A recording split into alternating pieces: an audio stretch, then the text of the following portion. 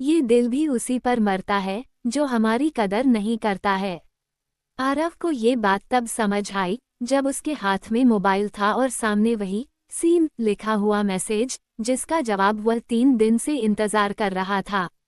कमरे में हल्की सी रोशनी थी, बाहर बारिश हो रही थी, लेकिन आरव के भीतर जो खालीपन था उसे कोई मौसम भर नहीं पा रहा था। वो फिर से चैट ऊपर स्क्रॉल करता है, वही लंबे लंबे मैसेज, वही सवाल, वही परवाह, और दूसरी तरफ बस छोटे छोटे जवाब। कभी हाँ, कभी ठीक है, और कई बार कुछ भी नहीं। आरव ने कभी ज्यादा मांगा नहीं था, न पैसे, न वादे, न साथ निभाने की कस्में। बस इतना चाहता था कि सामने वाला उसे उतनी ही अहमियत दे जितनी वह उसे देता था। लेकिन शायद यही उसकी सबसे बड़ी गलती थी, जब दिल बेवजह किसी का हो जाए। अनन्या उसकी कॉलेज फ्रेंड थी। शुरुआत में सब कुछ सामान्य था, नोट्स शेयर करना, देर रात तक बातें, एक दूसरे की छोटी छोटी परेशानियों को सुनना। कब ये दोस्ती आदत बन गई और कब आदत प्यार, आरव को खुद पता नहीं चला। वो हर सुबह सबसे पहले अनन्या का मैसेज चेक करता। अगर गुड मॉर्निंग आ जाता तो पूरा दिन अच्छा चला जाता, और अगर नहीं आता तो दिल किसी अनजानी बेचैनी से भर जाता। अनन्या को शायद कभी एहसास ही नहीं हुआ कि आरव उसके एक जवाब से मुस्कुरा देता है और उसकी एक बेरुखी से टूट जाता है। एक तरफा प्यार की खामोश सजा। आरव हर बार खुद को समझाता, वो बिजी होगी, उसकी अपनी जिंदगी है, हर कोई मेरी तरह नहीं सोचता। लेकिन दिल तर्क नहीं समझता। जब वह बीमार पड़ा, उसने अनन्या को बताया। जवाब आया, ओह ध्यान रखना, बस इतना। न कोई कॉल, न कोई हालचाल, न कोई अगला सवाल। उस रात आरव देर तक छत को घूरता रहा। उसने पहली बार खुद से पूछा, क्या मैं किसी ऐसे इंसान के लिए इतना कुछ महसूस कर रहा हूँ जिसे मेरी परवाह ही नहीं? जहाँ कदर नहीं, वहाँ प्यार क्यों? कुछ दिनों बाद उसने देखा, अनन्या किसी और के साथ हंस रही थी। वही हंसी जिसके लिए आरव हर बात मजेदार बनाने की कोशिश करता था। उस पल उसे जलन नहीं हुई, उसे खुद पर तरस आया। उसे एहसास हुआ कि वो हमेशा दूसरे की प्राथमिकता बना रहना चाहता था, जबकि वो खुद कभी किसी की प्राथमिकता था ही नहीं। दिल का सबसे मुश्किल फैसला। उस रात आरव ने मोबाइल उठाया, लिखा, मैं शायद तुम्हारे लिए उतना मायने रखता नहीं जितना तुम मेरे लिए रखती हो, इसलिए खुद को समझाने से बेहतर है खुद को बचा लूं। मैसेज लिखकर उसने देर तक देखा। उंगलियां कांप रही थीं, क्योंकि छोड़ना आसान नहीं होता, खासकर तब जब सामने वाला तुम्हें कभी अपना था ही नहीं, फिर भी तुम उसे अपना सब कुछ मान बैठे थे। उसने सेंड दबा दिया। खुद से दोबारा मिलने की शुरुआत। पहले कुछ दिन बहुत भारी थे। हर चीज में अनन्या की याद आती, हर गाना अधूरा लगता। लेकिन धीरे धीरे आरव ने खुद पर ध्यान देना शुरू किया, काम में मन लगाया, पुराने दोस्तों से मिला, और सबसे जरूरी, उसने खुद से बातें करनी शुरू की। उसे समझ आया कि प्यार का मतलब खुद को छोटा करना नहीं होता, और जहाँ इज्जत नहीं वहाँ दिल लगाना अपने ही जख्म बढ़ाना है। आखिरी सीख। आज भी आरव कभी कभी वही लाइन दोहराता है, ये दिल भी उसी पर मरता है जो हमारी कदर नहीं करता है। लेकिन अब इस लाइन में दर्द कम और समझ ज्यादा है, क्योंकि अब वह जान चुका है, जिसे आपकी कदर नहीं वह आपके प्यार के काबिल भी नहीं। और सबसे बड़ी बात, जिस दिन इंसान खुद की कदर करना सीख लेता है, उस दिन से गलत लोगों से मोह अपने आप टूट जाता है। कभी कभी हम किसी से प्यार नहीं करते, बस उसकी आदत लगा लेते हैं, और फिर वही आदत हमें तोड़ देती है। ये दिल भी उसी पर मरता है जो हमारी कदर नहीं करता है। आरव की सुबह मोबाइल की स्क्रीन से शुरू होती थी। अलार्म से पहले उसकी उंगलियां उसी चैट पर जातीं, जहां सामने वाले का नाम अनन्या था।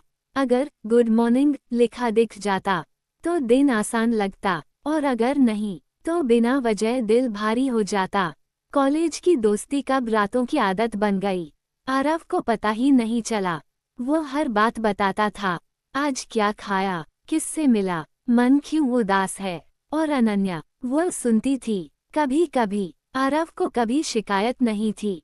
वो खुद को समझाता सबकी अपनी जिंदगी होती है, लेकिन सच ये था कि वो उसकी जिंदगी का हिस्सा बन चुकी थी और वह बस उसकी चेक लिस्ट का एक नाम, योजक चिन्ह योजक चिन्ह योजक चिन्ह, जिसे हम सबसे ज्यादा समय देते हैं, क्या वो भी हमें उतनी ही अहमियत देता है? सबसे ज्यादा दर्द तब होता है जब सामने वाला बदलता नहीं, बस हमें उसकी सच्चाई समझ आ जाती है। योजक चिन्ह योजक चिन्ह योजक चिन्ह।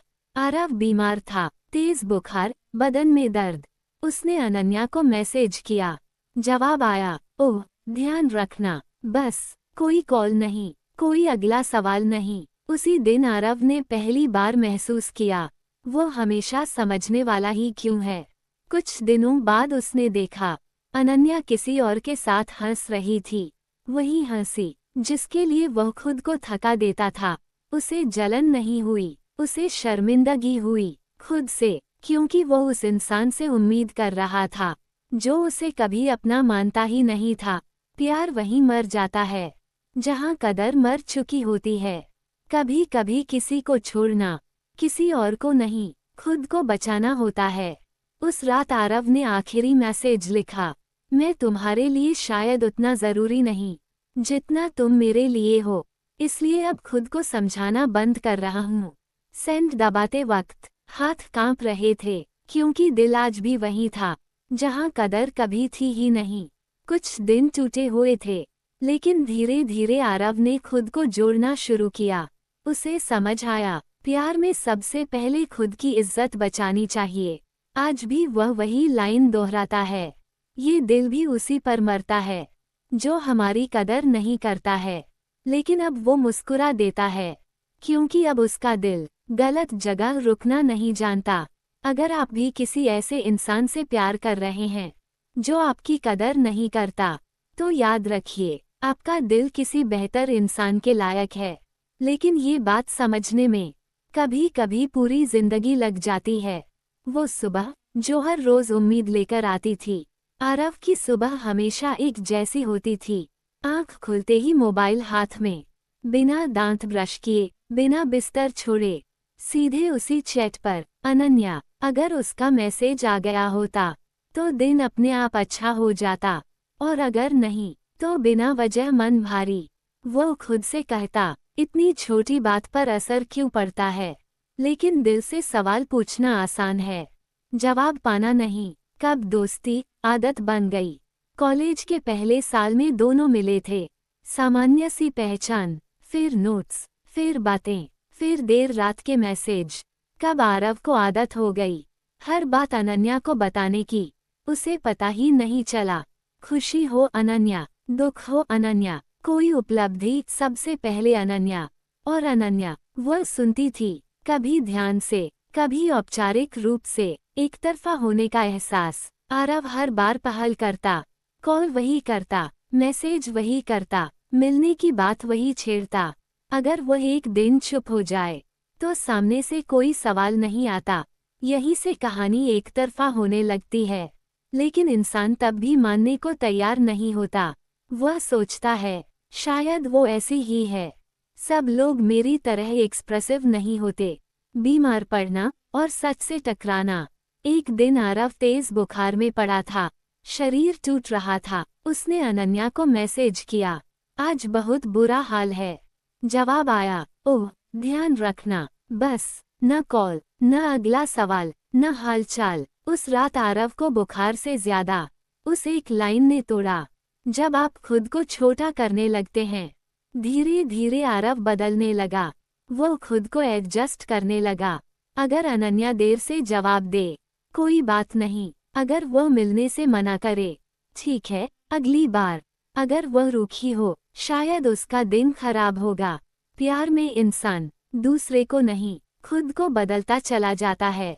वो दृश्य जो आंखें खोल देता है।